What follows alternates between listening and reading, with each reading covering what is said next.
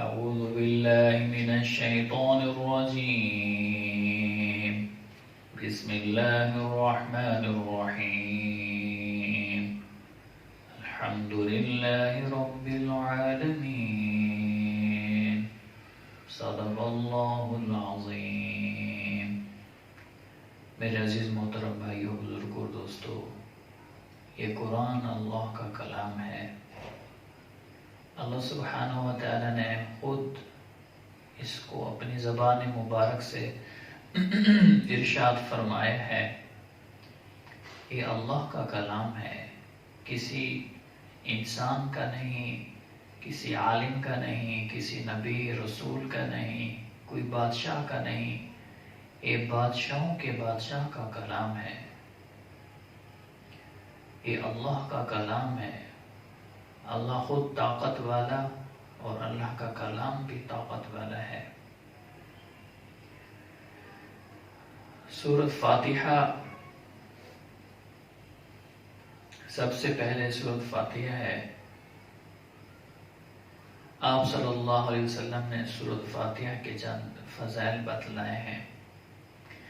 آپ صلی اللہ علیہ وسلم نے فرمایا کہ سورۃ فاتحہ کے بارے میں فرمایا کہ اللہ کی قسم، اس جیسی سورت نہ تو تورات میں اتاری گئی ہے، نہ انجیل میں، نہ زبور میں۔ اللہ نے ہمیں یہ جو سورۃ فاتحہ دی ہے، اس جیسی نہ تورات میں ہے، نہ زبور میں ہے، نہ انجیل میں ہے۔ اور دوسری بات یہ ہے کہ حضرت مجاہد تابعی رحمہ اللہ فرماتے ہیں، ابلیس ملعون 4 جگہوں پر رویا۔ ابلیس ملعون 4 جگہوں پر رویا۔ ایک تو اس وجہ سے رویا جب سورۃ فاتحہ نازل ہوئی تو خوب رویا۔ دوسری اس وقت جب وہ ملعون قرار دیا گیا، اس وقت بھی رویا۔ تیسرا اس وقت جب زمین پر اتارا گیا اور آسمانوں سے اس کو زمین پر جب اتارا گیا پھر رویا۔ اور چوتھی مرتبہ جب اللہ کے حبیب صلی اللہ علیہ وسلم اس دنیا میں مبعوث ہوئے، پیدائش ہوئی، اس وقت بھی شیطان رویا۔ شیطان 4 جگہوں پر رویا ہے۔ اس میں سے ایک یہ بھی ہے، جب سورۃ فاتحہ اتاری گئی تو شیطان رونے لگ گیا۔ اللہ اکبر، اتنی اہم سورت ہے۔ صحیح مسلم میں ہے، حضرت جبرائیل علیہ السلام آپ صلی اللہ علیہ وسلم کی خدمت میں بیٹھے ہوئے تھے۔ آسمان سے ایک زوردار دھماکہ ہوا۔ اللہ کے حبیب صلی اللہ علیہ وسلم نے پوچھا، جبرائیل کہ دھماکہ کس بات کا ہے؟ انہوں نے عرض کی، اے اللہ کے حبیب، یہ آسمان کا دروازہ آج کھولا گیا ہے، اس سے پہلے کبھی نہیں کھولا گیا، اور آج جو فرشتہ آ رہا ہے زمین پر، اس سے پہلے کبھی نہیں آیا۔ اور قرآن کو تو جبرائیل علیہ السلام لے کر آئے، لیکن سورۃ فاتحہ کو ایک اور فرشتہ لے کر آیا۔ سبحان اللہ۔ اور وہ فرشتہ آیا اور عرض کی، اے اللہ کے حبیب، سلام کیا اور عرض کی کہ اللہ نے آپ کو 2 نور عطا کیے ہیں، اس سے پہلے کسی نبی اور رسول کو نہیں عطا کیے۔ ایک اس میں سورۃ فاتحہ ہے، اور دوسرا سورۃ البقرہ کی آخری 2 آیتیں، آمن الرسول بما انزل الیہ من ربہ والمؤمنون۔ یہ 2 نور ہیں، اور یہ کیونکہ اللہ نے یہ دعا ہے، اور کیونکہ یہ اللہ نے خود بتلائی ہے، تو ان دونوں کو پڑھ کر جب ہم اللہ سے مانگیں گے تو اللہ پاک ہماری دعاؤں کو قبول فرمائیں گے۔ سبحان اللہ۔ اس میں چوتھی بات یہ ہے، آپ صلی اللہ علیہ وسلم نے فرمایا، اللہ تعالیٰ فرماتے ہیں جب بندہ کہتا ہے الحمدللہ رب العالمین، تو اللہ پاک فرماتے ہیں اس کا ترجمہ کیا ہے؟ الحمد،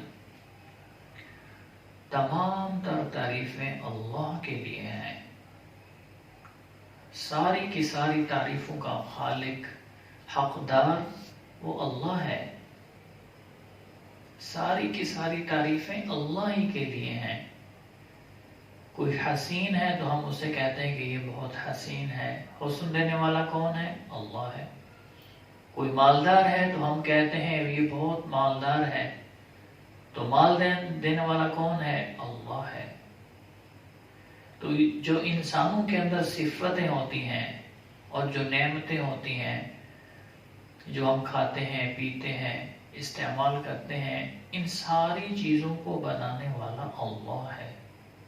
تو ساری تعریفیں کس کی ہیں؟ اس اللہ کی ہیں جس نے بغیر چیزوں کی چیزیں بنائی، بغیر رنگوں کے رنگ بنائے، بغیر صورتوں کے صورتیں بنائی، بغیر شکلوں کے شکلیں بنائی، بغیر اوصاف کے اوصاف بنائے. ساری دھرتی کو بنانے والا اللہ ہے. تو الحمدللہ سب تعریفیں اللہ کے لیے ہیں. اور وہ جو رب ہے، رب کسے کہتے ہیں؟ رب کہتے ہیں پالنے والے کو. اللہ ساری کائنات کو پال رہا ہے، اپنے فرما برداروں کو بھی پال رہا ہے، نافرمانوں کو بھی پال رہا ہے. جو اللہ کو مانتے بھی نہیں ہیں، اللہ ان کو بھی پال رہا ہے. انسانوں کو بھی پال رہا ہے، جنات کو بھی پال رہا ہے، درندے، چرندے، پرندے، حتیٰ کہ چونٹی، مچھر، اللہ ہر مخلوق کو پال رہا ہے. رب العالمین، وہ تمام جہانوں کا پروردگار ہے. تو جب بندہ الحمدللہ رب العالمین کہتا ہے تو اللہ بندے سے خوش ہو جاتے ہیں. اللہ فرماتے ہیں حمدنی عبدی، میرے بندے نے میری تعریف بیان کی. سبحان اللہ. اس لیے کہتے ہیں کہ ایک ایک آیت پڑھنی چاہیے. ہم نماز میں ہر رکعت میں سورۃ فاتحہ پڑھتے ہیں تو اس کے اندر الگ الگ آیت کر کے پڑھنا چاہیے تو زیادہ افضل ہے. اکٹھے بھی پڑھ سکتے ہیں، اگر الگ الگ پڑھ لیا جائے تو زیادہ افضل ہے. تو اللہ ایک ایک آیت کا جواب دیتے ہیں. بندہ کہتا ہے الحمدللہ رب العالمین، اللہ فرماتے ہیں حمدنی عبدی، میرے بندے نے میری تعریف بیان کی ہے. پھر جب وہ کہتا ہے الرحمن الرحیم تو اللہ فرماتا ہے اثنا علی عبدی، میرے بندے نے میری بڑائی بیان کی ہے. اثنا علی عبدی، میرے بندے نے میری بڑائی بیان کی ہے. پھر جب بندہ کہتا ہے مالک یوم الدین تو اللہ فرماتے ہیں مجدنی عبدی، میرے بندے نے میری بزرگی بیان کی ہے. سبحان اللہ. اللہ ایک ایک آیت کا جواب دیتے ہیں. پھر جب وہ کہتا ہے ایاک نعبد و ایاک نستعین تو اللہ فرماتے ہیں ھذا بینی و بین عبدی ولعبدی ما سأل. اللہ فرماتے ہیں یہ میری اور میرے بندے کے درمیان ہے، میرا بندہ جو سوال کرے گا اب اس کو دیا جائے گا. پھر جب بندہ کہتا ہے اہدنا الصراط المستقیم صراط الذین انعمت علیہم غیر المغضوب علیہم ولا الضالین تو اللہ فرماتے ہیں ھذا لعبدی ولعبدی ما سأل، یہ میرے اور میرے بندے کے درمیان ہے، جو میرا بندہ مانگے گا اس کو دیا جائے گا. سبحان اللہ. اللہ ایک ایک آیت کا جواب دیتے ہیں.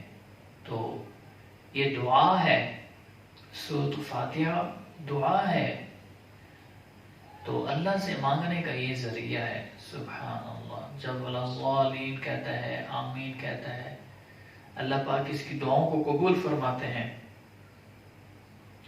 پھر جب بندہ کہتا ہے الحمدللہ رب العالمین تو تمام تعریفیں اس اللہ کے لیے ہیں جو سارے جہان کا پالنے والا ہے، رب ہے.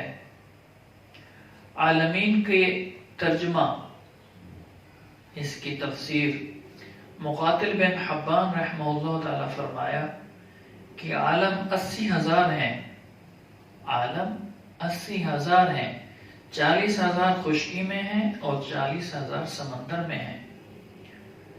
کہ ایک انسان کی ذات ایک عالم ہے جنات کی ذات ایک عالم ہے، اسی طرح درندوں میں سے ایک شیر ہو گیا، یہ ایک عالم ہے. اسی طرح 40,000 خشکی پر ہیں اور 40,000 سمندر کے اندر ہیں، اور بعض کے نزدیک 18,000 ہیں مخلوق، 18,000 عالم ہیں. لیکن اللہ تعالیٰ کو ہی اس کا صحیح علم ہے. اور ذخیرۃ الجنان میں مولانا صفدر صاحب فرماتے ہیں اس سورت کو سورۃ الشافیہ بھی کہتے ہیں، یعنی کہ یہ شفا دینے والی بھی ہے. اور ایک خوبصورت سا واقعہ لکھتے ہیں، ایک دفعہ صحابہ جا رہے تھے تو ایک بستی میں پہنچے، مسافر تھے. انہوں نے دیکھا یہ مسلمان ہیں، وہ تو کافر تھے. انہوں نے مسلمانوں کا اکرام بھی نہیں کیا. یہ عرب کا رواج تھا کہ جو بھی مہمان گزرتا تو بستی والے ان کو رہنے بھی دیتے، ان کو کھانا پینا بھی دیتے، ان کی خدمت کرتے اور اس کو سعادت سمجھتے، مہمان نوازی کرتے. لیکن وہ کافر تھے، انہوں نے مسلمانوں کو دیکھا تو انہوں نے کہا کہ آپ ہماری بستی کے اندر نہ آئیں، دور چلے جائیں. ان کو بھگا دیا. وہ بستی سے باہر چلے گئے. صحابہ ابو سعید خدری رضی اللہ تعالیٰ عنہ بھی اس میں موجود تھے. تو اللہ کا کرنا ہوا، انہوں نے ضیافت نہیں کی اور وہاں پر ان کا جو سردار تھا اس کو کسی موذی جانور نے ڈس لیا. سانپ تھا یا بچھو تھا، کوئی بھی چیز تھی، اور اس کو اتنا شدید قسم کی تکلیف ہوئی، اتنی شدید قسم کی تکلیف ہوئی، وہ دھاڑے مارنے لگ گیا. اور جو اس زمانے میں حکیم ہوتے ہیں ان کو کہا دوائی دو، انہوں نے دوائی دی. اور جو جنتر منتر، جو ٹوٹکے موٹکے ہوتے تھے دم شم کرنے کے، تو انہوں نے کیے، جن کو آتے تھے، جو کاہن تھے، ان سے بھی فرق نہیں پڑا. حتیٰ کہ وہ مجبور ہو گئے. وہ صحابہ کے پاس اس نے بندے بھیجے، وہ آئے تو انہوں نے کہا کہ آپ میں سے کوئی بندہ ہے جو دم کرنے والا ہو، ہمارے سردار کو دم کرے. اس نے ابو سعید خدری فرماتے ہیں ہاں میں کروں گا. تو ابو سعید خدری رضی اللہ تعالیٰ عنہ ان کے پاس گئے اور کہا کہ میں دم کروں گا، لیکن شرط یہ ہے کہ آپ لوگوں نے ہماری مہمان نوازی نہیں کی، اب آپ لوگوں کو 30 بکریاں دینی پڑیں گی اور دودھ بھی دینا پڑے گا. تو جو اس کا سردار تھا اس نے کہا اگر میں ٹھیک ہو گیا تو میں دے دوں گا. حضرت ابو سعید خدری رضی اللہ تعالیٰ عنہ نے سورۃ فاتحہ پڑھی اور پڑھ کر دم کر دیا. سبحان اللہ. پڑھنے والا صحابی، کامل ایمان والا، اللہ اور اللہ کے رسول کا دوست، دم کرنا ہی تھا. وہ درد ایسا ہو گیا بالکل ختم، جیسے کوئی درد تھا ہی نہیں. وہ حیران پریشان کہ بھائی آپ نے کیسا دم کیا، کہ پتہ ہی نہیں ہے مجھے کہ درد ہے کہ نہیں ہے. تو انہوں نے 30 بکریاں دی، دودھ دیا. اور اس بات کو اللہ کے حبیب صلی اللہ علیہ وسلم سے جا کر عرض کی. ساتھیوں نے کہا پتہ نہیں ہمارے لیے جائز بھی ہے کھانا یا نہیں. تو صحابہ کرام اللہ کے حبیب سب سے بڑے عالم تھے، ان سے پوچھ کر زندگی گزارتے تھے کہ اب یہ ہم کھا سکتے ہیں کہ نہیں کھا سکتے. اللہ کے حبیب صلی اللہ علیہ وسلم خوش ہو گئے، فرمایا ہاں تم کھا سکتے ہو. اور دل لگی کے لیے کہا کہ میرا بھی ایک حصہ اس میں سے نکال لو، کہ اس میں سے مجھے بھی حصہ دے دو. اس وجہ سے فرمایا کہ صحابہ کرام بھی اس کو خوشی سے لے لیں تاکہ ان کو بھی رغبت ہو جائے، یہ بھی خوشی سے اس بکریوں کو، اس مال کو لے لیں. اس چیز سے علماء کرام نے مسئلہ نکالا ہے کہ جو قرآن پڑھاتا ہے یا دم کرتا ہے، اگر وہ اجرت لینا چاہے وہ لے سکتا ہے. اگر کوئی امام تراویح پڑھاتا ہے اگر وہ نماز پڑھاتا ہے تو ہم اس کی اجرت تو نہیں دے سکتے، قرآن کی اجرت تو پوری دنیا بھی نہیں دے سکتی۔ اگر قرآن پڑھایا جائے یا قرآن سنایا جائے اس کی اجرت پوری دنیا بھی نہیں دے سکتی۔ یہ وظیفہ اس لیے ہوتا ہے کہ اس نے جو اپنا وقت نکالا کہ اس کے ساتھ اگر وہ دنیا کے معاش کمانے میں لگ جاتا تو یہی وہ پیسے کما سکتا تھا، اس سے زیادہ کئی گنا کما سکتا تھا، لیکن اس نے دین کی خاطر دین کو ایک قسم کا چوائس کیا، تو ہم اس کی اجرت تو نہیں دے سکتے، تھوڑا سا وظیفہ دے سکتے ہیں۔ تو اس بات سے، اس مسئلے سے یہ مسئلہ علماء کرام نے نکالا کہ عالم دین پڑھائے یا قاری دین پڑھائے، قرآن پڑھائے تو اجرت لے سکتا ہے۔ تراویح کے اندر بھی امام اجرت لے سکتا ہے۔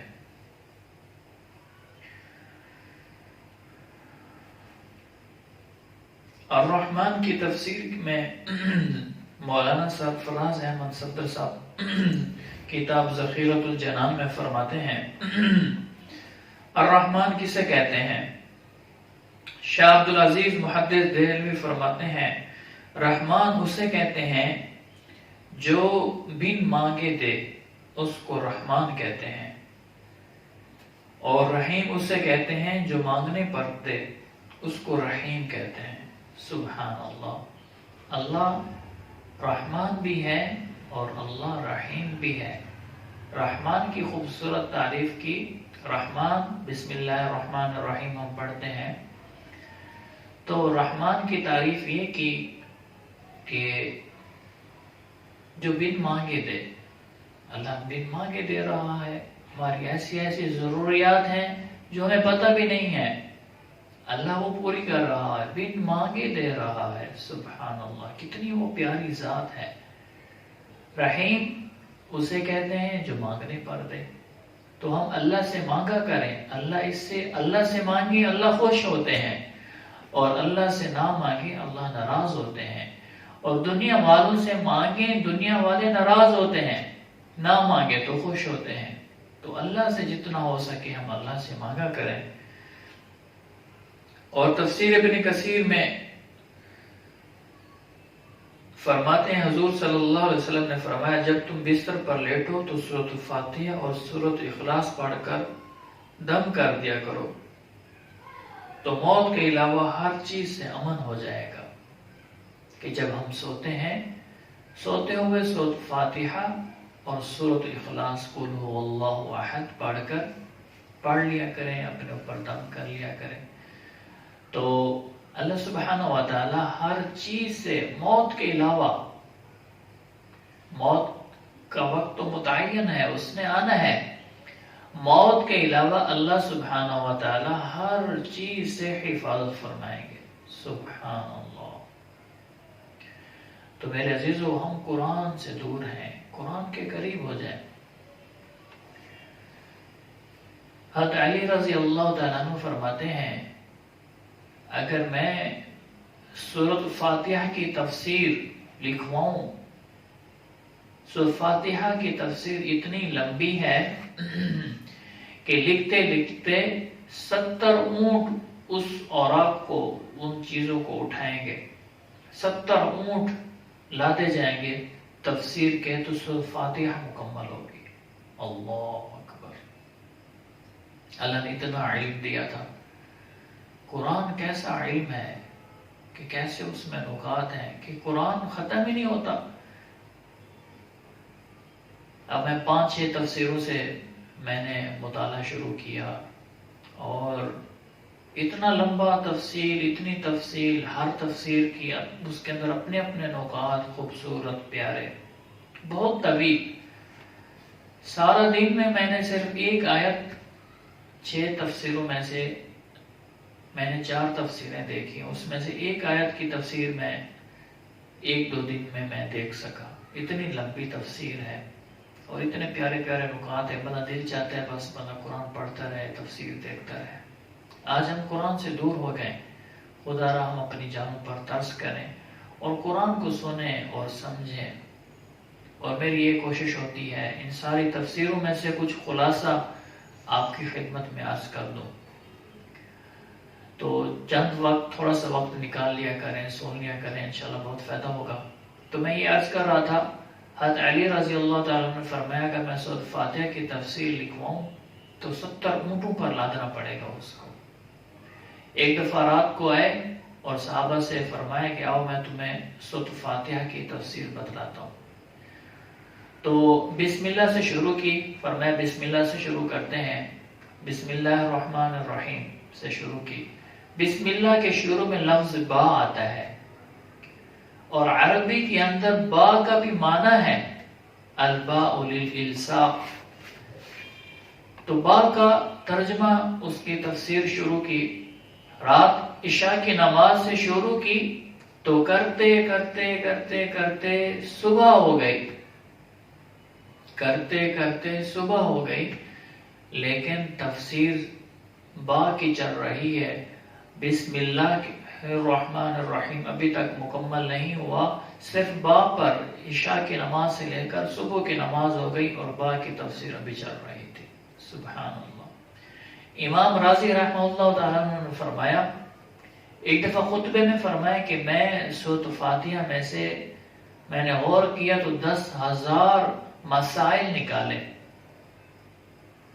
لوگوں نے استہزاء کیا، مذاق اڑانے لگ گئے کہ چھوٹی سی 7 آیتیں ہیں اور اس میں سے آپ نے 10,000 مسائل نکالے، ہمیں سمجھ میں نہیں آتا. تو ان کو بہت چوٹ لگی دل پر. تو انہوں نے تفسیر رازی لکھی. یہ تفسیر ان کے لیے سبب بن گئی. انہوں نے مذاق اڑایا اور یہ تفسیر انہوں نے لکھی اور بسم اللہ پڑھ کے لکھنا شروع کر دی. پہلی جلد کے اندر وہ سارے 10,000 مسائل لکھ دیے. سبحان اللہ. تو انہوں نے اپنی تفسیر رازی لکھی. تو میرے عزیزو، یہ قرآن اللہ کا کلام ہے. ہم اس کے قریب ہو جائیں، اس کو سنیں اور دوستوں کو بھی شیئر کریں بجائے اس کے کہ غلط چیزیں دیکھنے کے.